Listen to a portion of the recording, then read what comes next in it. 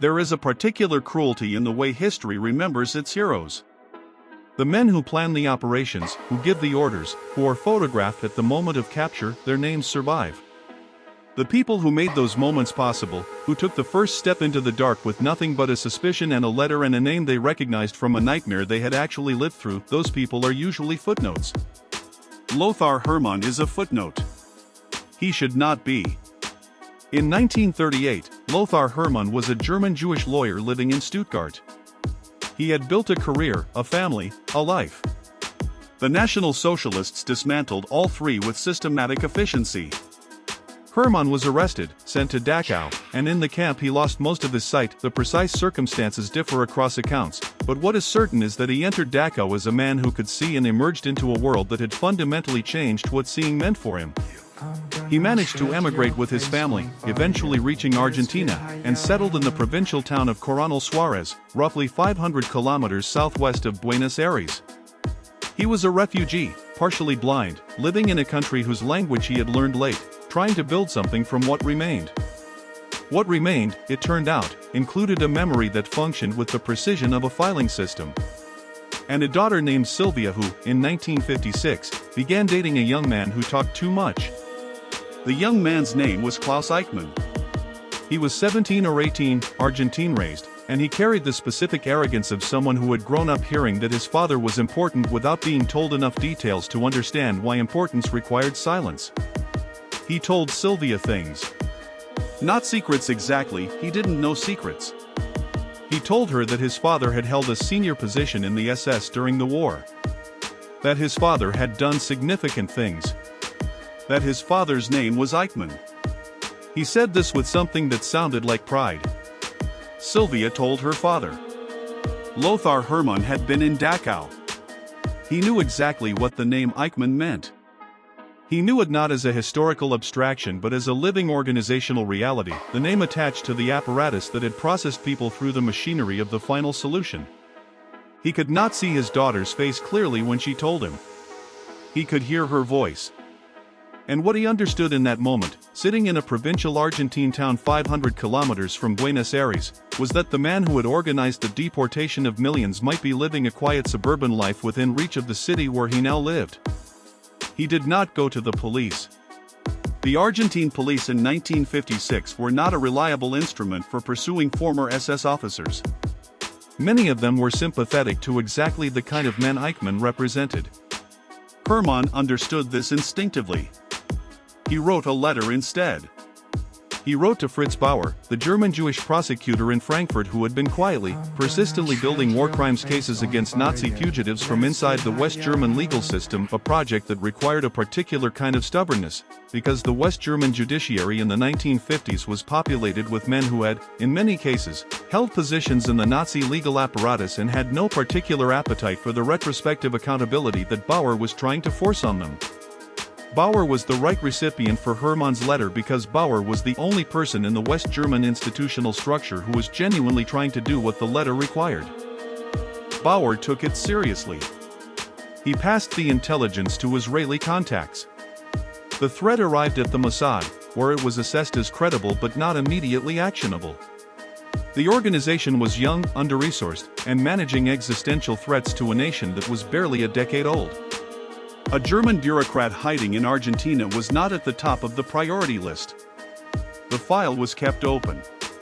It was not actively worked. Hermann, who had no way of knowing what was happening with his letter in the offices of institutions he could not see and had never visited, decided to investigate himself. This is the part of the story that almost no account gives sufficient weight to. A partially blind man, living in a provincial Argentine town, with limited mobility and no institutional support, decided to gather intelligence on the most wanted war criminal in the world. He did it the only way available to him, through his daughter. Sylvia had continued the relationship with Klaus Eichmann. Hermann asked her to find out where Klaus's father lived. To visit if possible. To report what she observed. Sylvia was young, she was a teenager navigating something whose full weight she was only beginning to understand, but she was also, by every account, her father's daughter. She went. She found the address. She went to the house on Chacabuco Street in Olivos, a suburb north of Buenos Aires. She spoke to an older man who answered the door. She observed the house. She came back and told her father what she had seen and heard. Hermann compiled what Sylvia had gathered and sent a second letter. More specific this time. An address. A description. A pattern of behavior consistent with someone who was managing their exposure carefully. He asked, in the letter, for funding to continue the investigation. He was not wealthy. The travel costs, the time, the logistics of what he was attempting, none of it was free.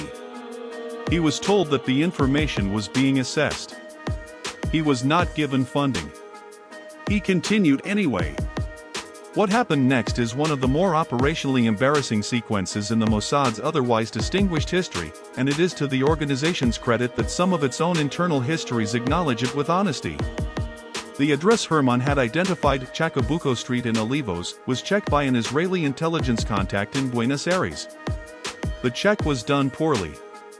The contact confirmed that a man named Clement lived at the address, but found no evidence that he was Eichmann, and filed a report suggesting the lead was probably mistaken. The file went quiet again. Eichmann, in the meantime, had moved. Not because he knew he was being watched. He moved because his family needed more space and he had found a piece of land in a new development further out of the city, in a neighborhood called San Fernando. He built a modest house on Garibaldi Street, largely with his own hands, over a period of months. The house had no running water initially. He lived there with his wife and children in a condition of deliberate inconspicuousness that he had maintained for a decade. By the time the Mossad eventually found him, the address that Lothar Hermann had originally provided was no longer current. 3 years of institutional delay had given Eichmann enough time to move to a house that didn't yet exist when Hermann first wrote his letters. The thread that pulled the operation back to life came not from a new intelligence operation but from the same source it had always come from: persistence. By 1959, Fritz Bauer had grown frustrated enough with the pace of Israeli action that he made a decision that carried significant personal risk. He contacted the Israelis again, directly, at a senior level, and told them in unambiguous terms what he believed they had: a credible, specific lead on Adolf Eichmann's location in Argentina.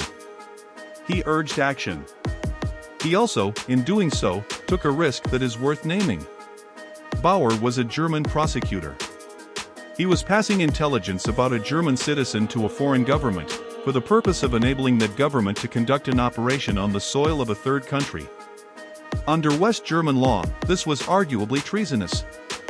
He did it anyway, because he had concluded that the West German legal system was not going to pursue Eichmann through legitimate channels with sufficient urgency, and that the alternative to Israeli action was no action at all.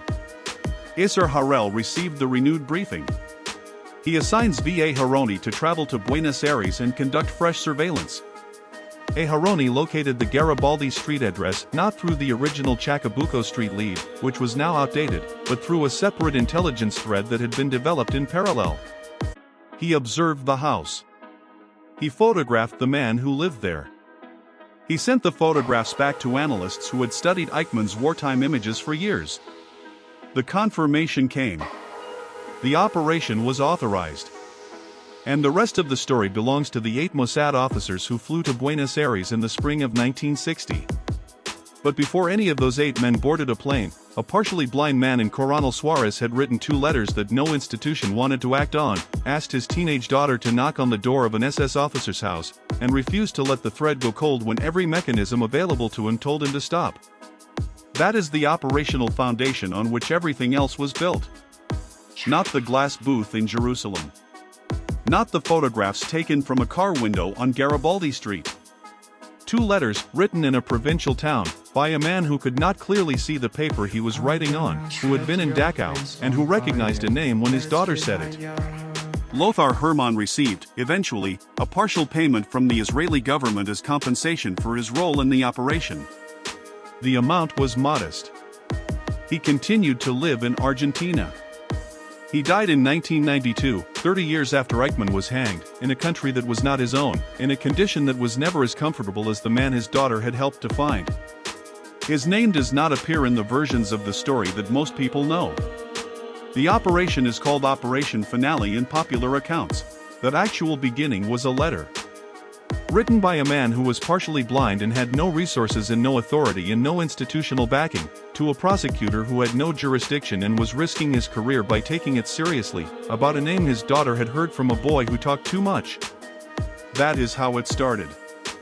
In intelligence work, that is almost always how it starts. Asterisk, the men who stood in the room when Eichmann was seized get the biographies. The man who made those men possible gets a footnote and a partial payment. If that bothers you, and it should, tell me in the comments who else history has buried that deserves this kind of attention. Because there are more of them. A lot more. Asterisk.